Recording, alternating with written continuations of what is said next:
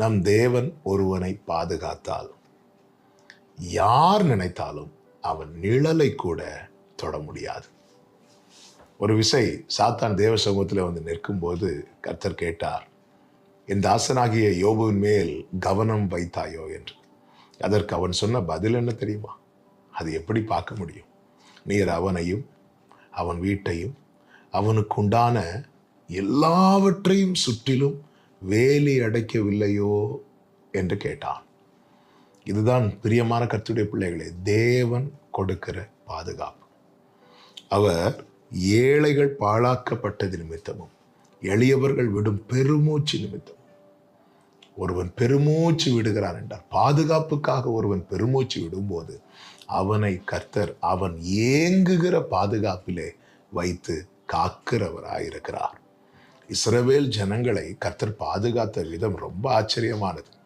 வனாந்திரத்திலே 40 வருடம், இந்த 40 வருடமும் அவர் பகலிலே மேக ஸ்தம்பத்திலும் இரவிலே அக்கினி ஸ்தம்பத்திலும் அவர்களுக்கு பாதுகாப்பாக இருந்ததை வேதம் நமக்கு காண்பிக்கிறது.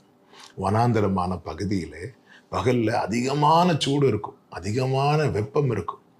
உண்மையாகவே அப்படிப்பட்ட நேரத்தில் ஒரு நிழல் எல்லாருக்குள்ளும் ஒரு ஏக்கமாக இருக்கும். ஒரு நிழல் பார்த்தா எவ்வளோ நல்லா இருக்கும் என்று அந்த இடத்துல அவர் மேகஸ்தம்பமாய் இருக்கிறார். இதுதான் ஏங்குகிற பாதுகாப்பாய் அவர் இருக்கிறார். இரவு நேரத்தில் வனாந்திர பகுதியில் அதிகமான குளிரின் தாக்கம் இருக்கும். அந்த இடத்துல அவர் அக்னி ஸ்தம்பமாய் இருக்கிறார். எவ்வளவு பெரிய தேவன், எவ்வளவு நல்ல தேவன். ஆமேன்.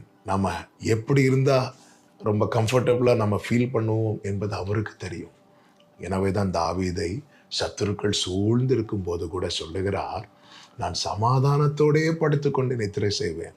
கர்த்தாவே, நீர் என்னை சுகமாய் தங்க பண்ணுகிறீர்.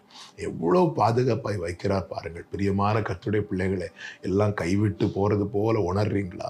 சத்துரு வந்து எல்லாவற்றையும் பறித்து கொண்டு போய் விடுவானோ என பயப்படுகிறீர்களா? எளியவர்களின் பெருமூச்சை கேட்கிறாராம். கர்த்தரை நோக்கி கூப்பிடுங்கள். அவர் நமக்கு பாதுகாப்பாய் இருந்து அவரே நம்மை நடத்துவார்.